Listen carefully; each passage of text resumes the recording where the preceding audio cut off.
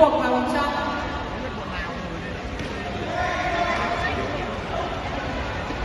Tiếp theo khi mời vận động viên Nguyễn Thị Hà Thủy đơn vị Hà Nội giáp đỏ và vận động viên Nguyễn Thị Hà Linh đơn vị Hòa Bình giáp xanh vào sân thi đấu.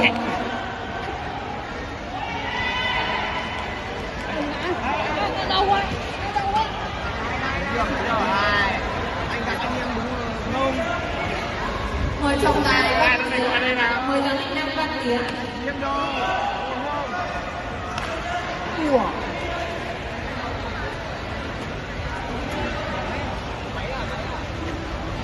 Đúng ở đâu à?